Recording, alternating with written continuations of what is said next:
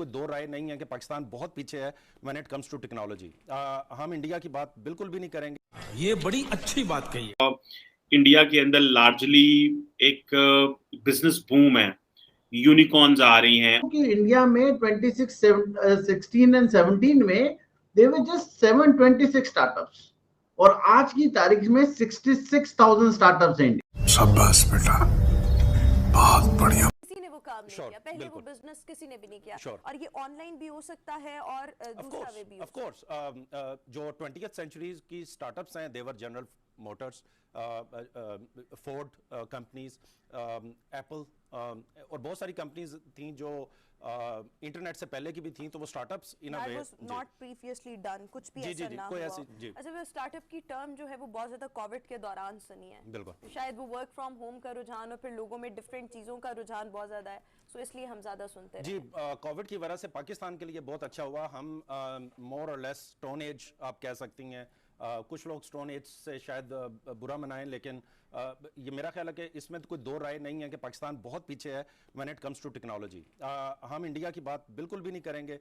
हम अपने जैसे मुल्क, इंडोनेशिया जिसकी पॉपुलेशन हमारे जितनी है, ब्राज़ील हमारे जितनी पॉपुलेशन है, आप अगर उनको उठाकर देखें तो पिछले 5 सालों में और हमारे 5 सालों में there is a huge difference. आप ई कॉमर्स पाकिस्तान में कोविड की वजह से बहुत सारे लोगों को उसका पता भी चला और उन्होंने उसको यूज भी किया, लेकिन आप देखें कि 2021-2022 में 2% of the total retail value हम ई कॉमर्स से जनरेट कर रहे हैं। इंडोनेशिया हमारे जितना मुल्क है, हमारे जितनी पॉपुलेशन है, 20% उनकी जो रिटेल है वो ई कॉमर्स से हो रही है। So we are at 2%, they are at 20%, there is a huge difference. दुरुस्त फरमाया, और रोमन ने भी जो फरमाया कि वही कोरोना की वजह से ही हमें अंदाजा हुआ कि स्टार्टअप क्या चीज़ है।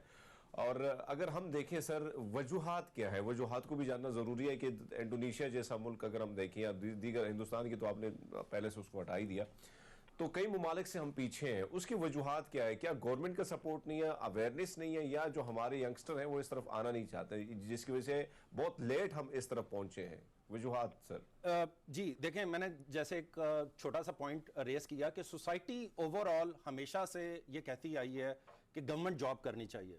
अतुल होलकार साहब, कल साहब सबसे पहले तो आपके वक्त का बहुत शुक्रिया। आपका भी चीमा साहब, थैंक यू। कल साहब आज आपसे बात करनी है क्योंकि आपका जो इंटरेस्ट है और जो मैं देख रहा था कि आप इंडिया के अंदर लार्जली एक बिजनेस बूम है, यूनिकॉर्न्स आ रही हैं, एंटरप्रेन्योरशिप है। तो मैं आपसे जानना चाह रहा था कि इंडिया के अंदर ये जो एंटरप्रेन्योरशिप का क्या एनवायरनमेंट है, क्या इसमें कोई फॉरेन डायरेक्ट इन्वेस्टमेंट जो है वो कोई रोल प्ले करती है? इंडिया के अंदर बिजनेसमैन एक्टिव हैं या इंडिया की यूथ प्रोएक्टिव है? How do you see this entrepreneurship in India and particularly obviously ये जो नए नए आइडियाज आ रहे हैं, बिजनेसेस डेवलप हो रहे हैं, आप जरा काइंडली हमें थोड़ा सा इस पे कोई लेयर दें, बताएं क्या हो रहा है इंडिया में। देखिए चीमा साहब, एक तो पहली बात अपने को ये समझनी पड़ेगी कि इंडिया की जो इकोनॉमी है, नॉमिनल जीडीपी टर्म में देखें तो वर्ल्ड की 5th लार्जेस्ट इकोनॉमी है, और अगर आप परचेज पावर पैरिटी पे देखेंगे तो 3rd लार्जेस्ट इकोनॉमी है। और ये जो एंटरप्रेन्योरशिप है या स्टार्टअप इकोसिस्टम जो कहते हैं ना, वो आइसोलेशन में नहीं होता, वो ओवरऑल इकोनॉमी का पार्ट होता है। And it allows, if the economy is doing well, then it allows other set of people to get into entrepreneurship and startups and everything. And also one of the major things is कि क्या आपकी जो government की policies हैं वो आम जनता के लिए, एंटरप्रेन्योर के लिए वो किस तरीके से है, क्या वो सपोर्टिव है?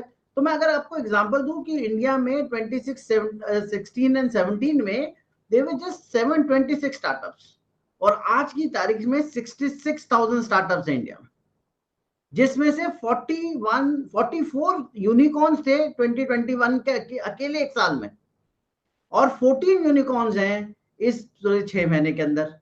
इस जून के महीने में हमने 100 यूनिकॉर्न्स कर लिए अभी तक। 3rd largest startup ecosystem in the world है। आप ये समझिए कि इस बार गवर्नमेंट की पॉलिसी ये कहती है कि 75 इयर्स ऑफ इंडिपेंडेंस में अपने को 75 यूनिकॉर्न 75 वीक्स में बनाने। तो अगर आप देखें चीमा साहब, तो पूरा एनवायरनमेंट जो है ना, मोदी गवर्नमेंट का एक तरीके से स्टार्टअप इकोसिस्टम के सपोर्ट में लास्ट 2 साल में $55 बिलियन फंडिंग हुई है स्टार्टअप्स में, $55 बिलियन सिर्फ स्टार्टअप्स में। तो आप इमेजिन कर सकते हैं। और मैं आपको इसलिए बोल रहा हूं कि देखिए, मैं अपना अगर बैकग्राउंड देखूं तो एक फौज में था, फौज के अंदर छोड़ के मैंने प्री मैच्योर रिटायरमेंट लेने के बाद मैं कॉर्पोरेट में आया, और मैंने कॉर्पोरेट को 2020 में जब कोरोना आया तब मैंने छोड़ दिया, क्योंकि मुझे खुद ऐसा लगा कि हमारा जो स्टार्टअप इकोसिस्टम है, जिसको गवर्नमेंट इतना ज्यादा सपोर्ट कर रही, is much more conducive even from the corporate stand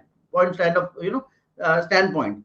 तो अगर वो सब चीजें हम देखते हैं तो हमारे यहाँ पूरा जो एनवायरमेंट बनाया जा रहा है, और चीमा साहब मैं कम से कम आपको मैं बताता हूँ 40 से 50 स्टार्टअप का इंटरव्यू डेली लेता हूँ, क्योंकि इन सब स्टार्टअप्स को मेंटरशिप की जरूरत पड़ती है, कोई सब्जेक्ट मैटर एक्सपर्ट्स के लिए उनको जरूरत पड़ती है, उनको बाद में फंडिंग की जरूरत पड़ती है। तो ये सारे स्टार्टअप, और ऐसा नहीं है कि हिंदुस्तान में सिर्फ टियर 1 सिटी से आ रहे हैं, कि आपने सिर्फ बैंगलोर से आ रहे हैं या दिल्ली से आ रहे हैं या मुंबई से आ रहे हैं। These startups are now coming from tier 2 and tier 3 cities, and that is wonderful। देखिए क्या है ना चीमा साहब, एक गवर्नमेंट जो है ना, हमने हमारे पूरे जनरली एक एनवायरनमेंट में साउथ एशिया में भी देखे तो हमें सरकारी नौकरी का बहुत शौक है ना। मतलब नौकरी अगर सरकारी हो तो पहले तो शादी भी आसानी से हो जाती थी, ठीक है। उसके बाद अब फिर वो आया कि जी कॉर्पोरेट है, और इंडिया की इकोनॉमी तो बूम कर रही है। अगर आप देखें तो it is one of the fastest growing economy, major economy in the world, और उसमें कॉर्पोरेट भी ग्रो कर रहा है। लेकिन कॉर्पोरेट के साथ में एक चीज है कि कॉर्पोरेट जब कॉस्ट मैनेजमेंट करता है तो it does not dish out as many jobs at is desired. तो स्टार्टअप इकोसिस्टम अपने आप में एक नया एरिया ऑफ जॉब क्रिएशन है।